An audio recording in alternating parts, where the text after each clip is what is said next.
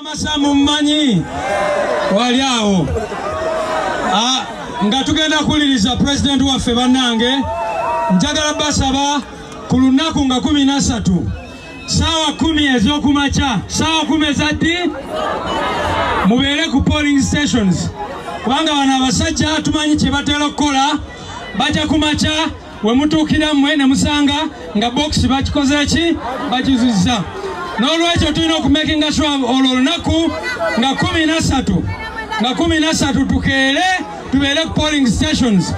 Ate ekirala people power temuvaawo nga tebanalangirira Nalukoola. Bw'omala kulonda sigala ku polling station omakinga sure balangirira Nalukoola olyoke oveewo. Ate bwe tuvaawo tugenda ku Tale Center tumakinga sure tibamulangirira kubanga nakyemalira omulaba effujjo lyonna lyakola kati olunaku olwaleero bazze wano nga baagala tusigamu katengo mubalabe babadde awo naye mwe abavubuka bawano bwe muyimiridde ne mugamba tetupowa tetugenda kutambula be bapondose ne bagenda kitegeeza kyekyo abalemerako be bakola ki abalemerako Deputy President kamuyite ate akomewo aje atuyitire president waffe ayogereko gye tuli. Kiri kitya abekawempe kiri kitya kati buli omu aterekeyo saluti tekayo saluti tekerayo ddala nga mugamba people power people power people power people power n'ebigambo ebyo kambayitire president omulonde ow'ekitiibwa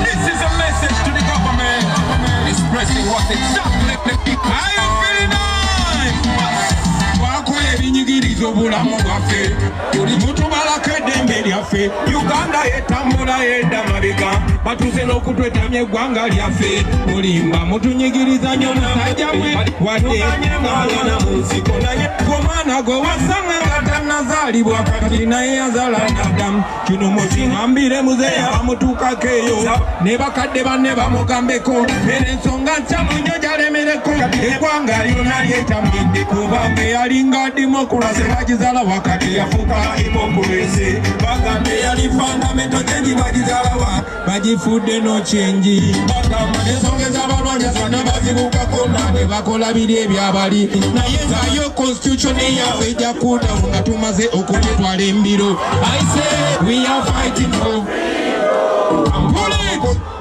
I say we are fighting for freedom. Abaana b'ekawempe baliwa we are fighting for freedom. Musituke baboy mulonde Nalukoola we are fighting for freedom. Temupowa baboy bwe bugenda okupowa we are fighting for freedom. People power. Stop the music, stop the music. People power. Our power. People power. Our power. NUP. Everywhere. NUP. Everywhere. Nalukoola. Mwebale nnyo mwebale eddala banaye mwetulire abakulembeze baffe abalungi bassebo ne bannyaba abalungi nsanyuse nnyo okufuna omukisa okubeera nammwe mwebale kuguma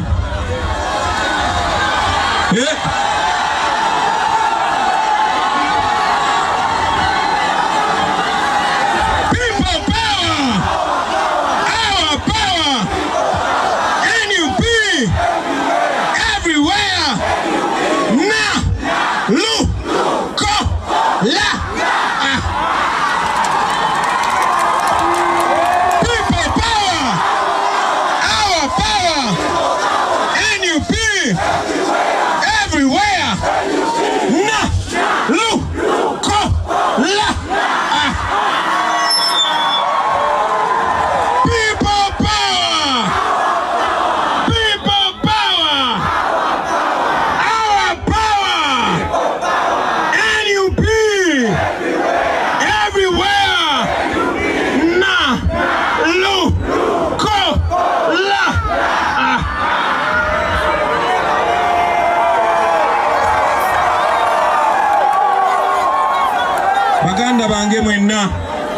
Abakuŋŋaanye wano olwaleero muzikirize balamuseeko mu kiramu ky'ekirungi. Assalamu alaikum warahmatullahi wabarakatuh.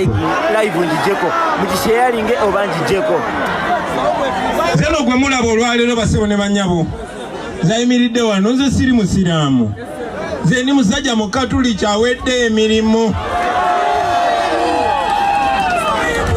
Naye tuli mu kisiibo era abasinga obungi lwe mugenda okitegeera nti kino ekisiibo nange nasazeewo nkisiibe. Kino ekisiibo si kisiibye ku lwa Nalukoola, si kisiibye ku lwange, si kisiibye ku lw'abantu bange, wabula nkisiibye ku lw'abaganda bange ng'asooka bamuyita Ssekitoleko Yasiini, abangi gwe mumanyi nga Machete. Olunaku lwaleero lwe lunaku olw'10 nga Machete talya mmere, anywa amazzi gokka. Machete yazira emmere.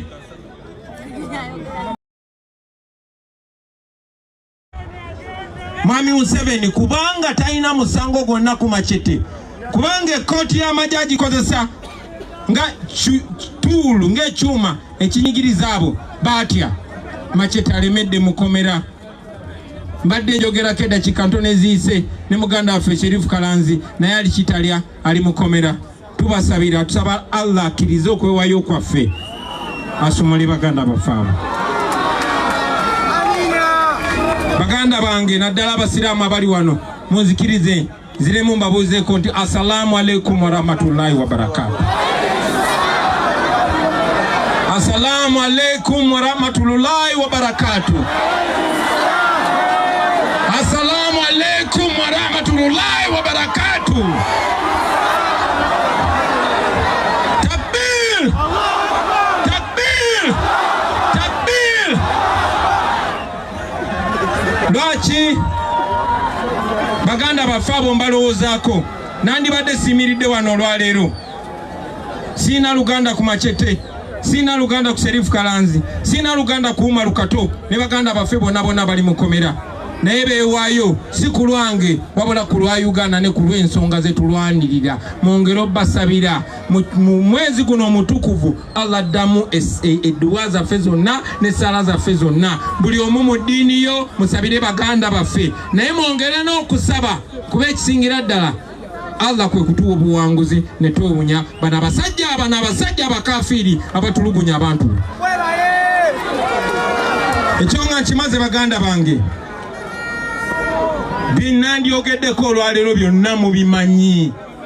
Siyinza bagamba kipya, mubimanyi, nange mummanyi, n'ensonga mugimanyi. N'olw'ensonga eyo basebo ne bannyabo, leero munzikirize lubeere lunaku lwa kuwa bujulizi.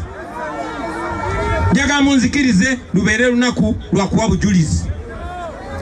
Abasinga ze mundabye nga nkula, kuba nze omu ku bavubuka ba geta ababadde abakabi kuviira ddala mu buto.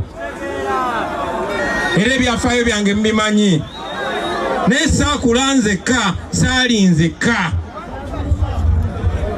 Basebo ne bannyabo wano we tuyimiridde kifo kya byafaayo, nze gyendi simanyi Katonda bwe yakiseetinze ne tusisinkana wano. Emyaka egiyise 1997-1998 nga tuli baana bato, myaka 15-16 twalinga bayimbi nga tukubalaga. Era twayimba nga waliwo omusajja yavanga eno Kawempe yafa n'okufa, baali bamuyita DJ Jim. Yateekawo talent show ku kifo bakiyita Pub Texas. Eyo gye nasinkanira bannange bangi nnyo, bangi mubamanyi sijja boogerako, ne mbe mumanyi abalala mwe muli omusajja oyo gwe bayita Sebufu Edward, gwe bayita Edi Mutwe. Baalimu abayimbi bangi be twabeeranga nabo nga bakulu bange banne tebaagala nyonooneke ngende mu bifo bye balowooza gye bagenda okwononekera, kubanga nali nsoma. Ate ng'emikwano gyange gyonna egisinga gyali gya ghetto, in fact egisinga nga tegisoma na kusoma. Era abo banyanzi bayawe nga nyina balimba ti ngenda kusoma prep, ebitabo ne mbiteeka muno ne ngenda ku talent show. Ku talent show nasinkayo emikwano gyange mingi nnyo. Wano we tuli waliwo omuvubuka mukwano gwange bamuyitanga Black Boy era twasinkananga nnyo wano naye eyo gye twasinkananga mu kuyimba nze ne mukwano gwange ebiseera ebyo bamuyitanga Master Parrot ebiseera ebimu kubanga twali twagala okutumbula talanta zaffe twatambuzanga bigere nenvekamo kya nempite Makere mu Kivulu ne Nona Parrot ne tukkirira ku Parkview abo bayitanga ku Texas n'emikwano gyange nga bwe mbagamba ffe twalinga tusoma nenga mikwano gyange bwe twenkana emyaka bangi nga tebasoma basibu ne banyabo oyo Edi Mwitwe yali tasoma ebiseera ebyo nga nga si muyaye naye nga tasoma basibu ne banyabo n'omuyimbi omulala gwe twayimbanga naye bamuyitanga Dr. Dandi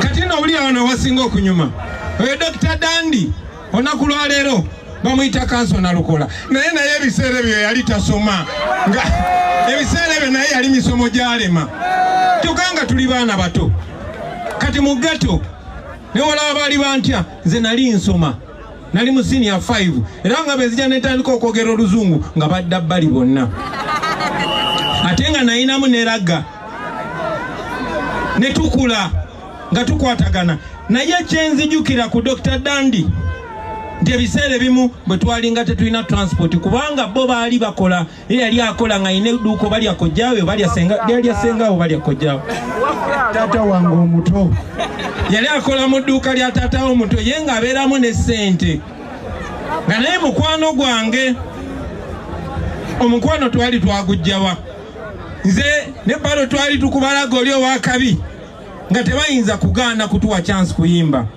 ne bambi oyo Dr. Dandi manyanga Nalukoola ye yalinga ayogera mpola ng'ebintu bye si bya kibuli ate nga mu ghetto bw'omanyi akabuli ebiseera ebyo ke kayitangawo so kati ye bwe bamugaana okwonga okuyimba ng'aswama kasayi naye mukwano gwe Bobi Wine era nga bwe mba ngenda kuseja gamba kyali wange nange mpita bwakiri nnyimbeyo kavaasi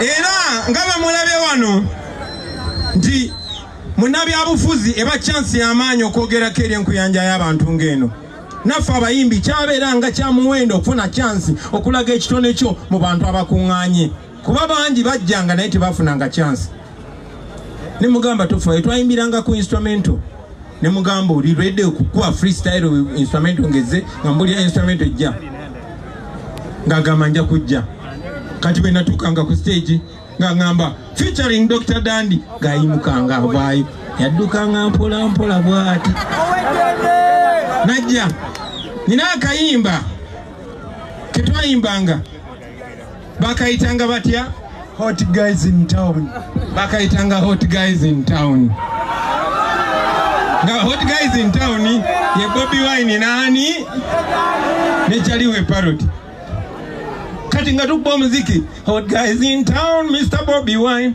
Hot Guys in Town Master Parrot you should be lucky to receive a message from us it is your choice to either dance or listen kati Dani abamabega nga muyitayo naye kyajjukira bye wayimbanga kamanyumizeemu okyakajjukira soko tukubiremu ono Dr. Dandi bwe yajjanga ng'afunye ekyasi ng'agamba nange kambasabule ng'atandika I feel so proud of Dr. Dandi lwaki tebibajimjukiza when I feature these two hot guys they sing in style they dance in style they walk